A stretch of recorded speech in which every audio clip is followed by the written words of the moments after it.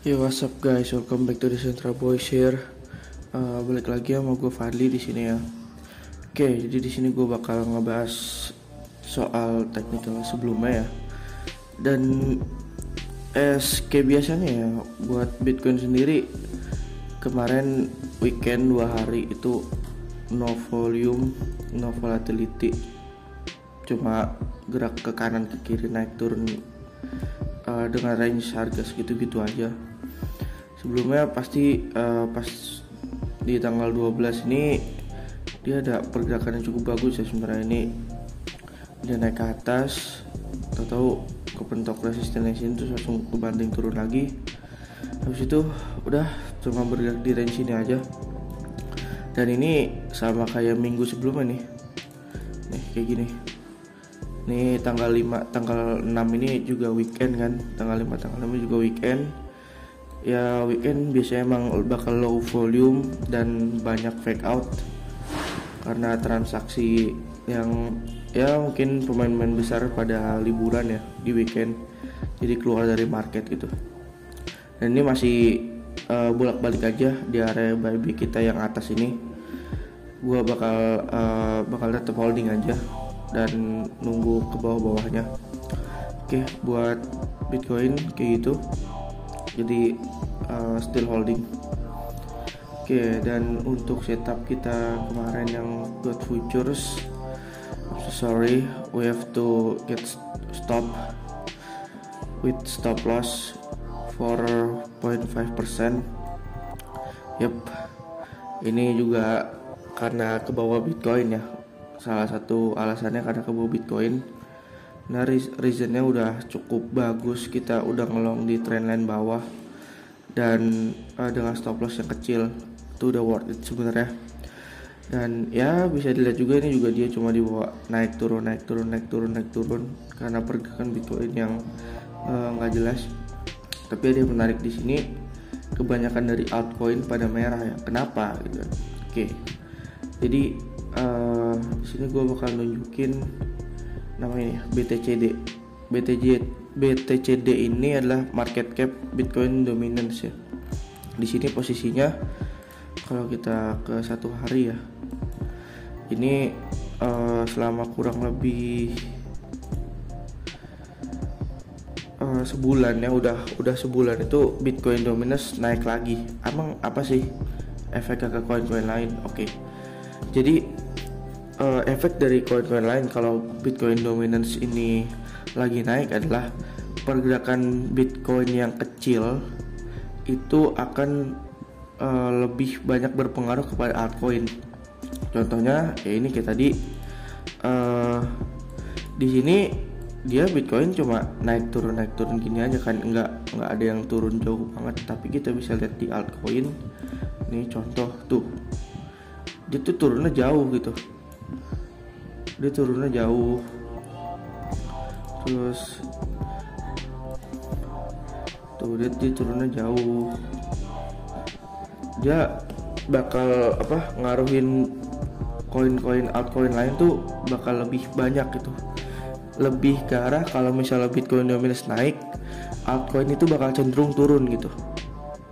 Altcoin turun, Bitcoin itu bisa naik. Mungkin kalau dari kalian yang tahu sesi bull run gitu ya, dimana Bitcoin itu lagi naik banget gitu. Misal gua ambil contoh bull run yang di sini misal nih yang dari 13k ini nih, ini Bitcoin dominance tuh gila banget naik ya. Gua ambil contoh misalnya tanggal 10 Oktober ya 2020 nih. Gua coba breakdown di Bitcoin dominance nya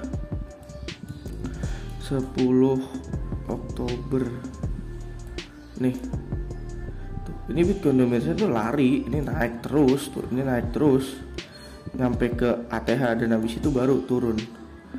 Dan aku coba lihat buat di alt di tanggal 10 ya,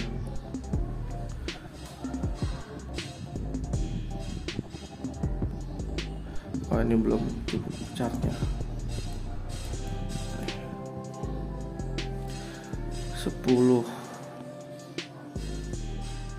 ya di sini Ya ini dia gini-gini aja itu.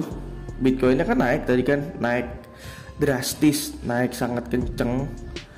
Ya altcoinnya gini, sideways. Ketika Bitcoin dominance naik itu altcoin antara dia bakal dump atau dia bakal sideways. Untuk naik itu sulit gitu. Dan baru ketika ini di tanggal, gue ambil contoh nih di Februari 2021. Kita lihat di sini Februari 2021. Nih di Februari. Nah, ini baru ketika dia Bitcoin dominance ini turun, saya lihat nih, ini turunnya turun banget ini. Turun banget, ya kan? Kita bisa lihat kebalikannya dari altcoin. Dia naik terus, ya kan? Bisa kelihatan kan perbedaannya. Dan buat Bitcoinnya sendiri, dia kemungkinan besar akan ada sideways di situ. Ketika Bitcoin dominance turun, volatility di Bitcoin itu akan cenderung turun juga, dan volumenya akan turun juga gitu. Oke, mungkin itu gua ngebahas sedikit aja ya buat Bitcoin dominance dan korelasinya dengan aset-aset yang lain atau altcoin yang lain gitu. So, oke. Dan kemarin gue juga dapat sharing postingan ya tentang analisa teknikal juga. Di sini dari point of view dia itu, sini dia melihat ada potensi untuk jadi inverse head and shoulders. Mana head and shoulders? Jadi gini. Nih.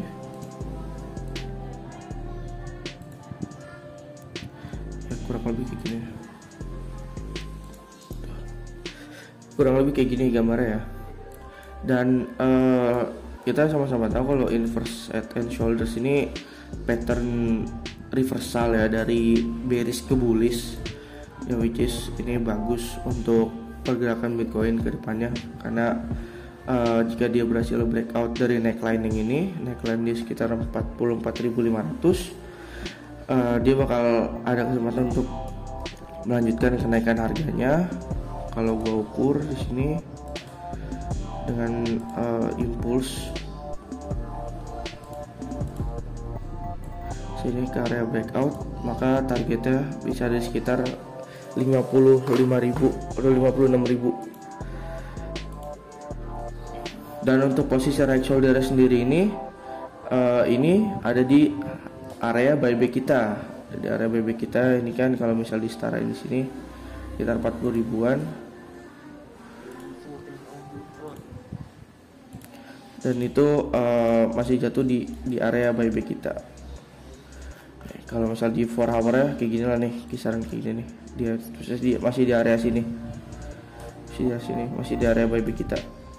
Jadi gue bakal tetap nunggu ya, kalau misalnya dia turun ke area buyback yang bawah, gue tetap bakal beli. Dan gue expect dia bisa breakout dari inverse head and shoulders ini, karena head and shoulders pattern yang cukup powerful untuk reversal pattern dan jarang untuk fail. Oke, itu untuk Bitcoin ya. Oke, mungkin gue di sini bakal nyari setup untuk futures di altcoin. Gue belum lihat-lihat juga sih nih, kita sambil lihat-lihat lah.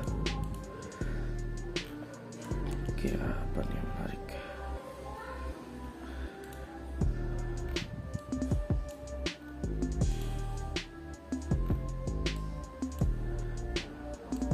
Ya, mayoritas altcoin di sini emang nggak senaik Bitcoin gitu ya. Itu balik lagi akibat dari Bitcoin dominance itu tadi.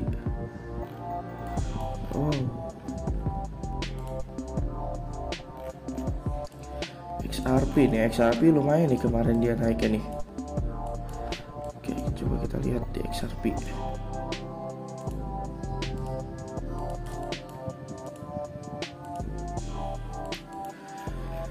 Ada flag di sini untuk XRP sideways, Ini kan sebelumnya kini begini nih, sebelumnya nih symmetrical triangle, symmetrical breakout impulse, correction flag. Gak bisa naik lagi. Mungkin di sini gue di sini bakal ngasih setup untuk futures ya, tapi kita bakal ngelimit aja. Terus ini gue mau lihat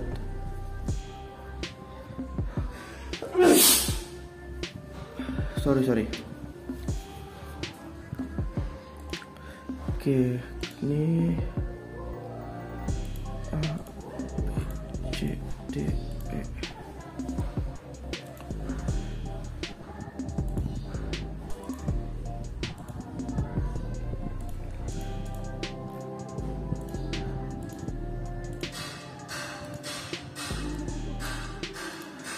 Oke, ini flagnya kurang lebih kayak gini ya.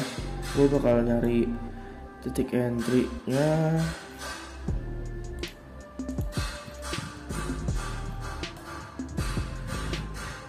Entry-nya gue bakal pasang di sini.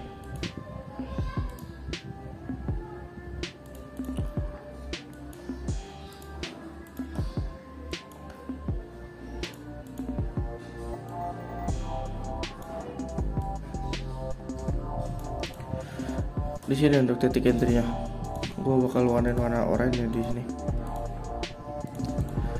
Sini posisi begini, posisi pembelian.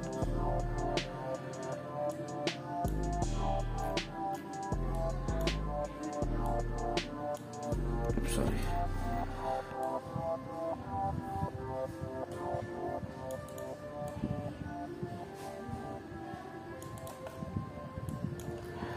Sini. Stop lossnya di sini 69. Oke, untuk take profitnya bisa di sini.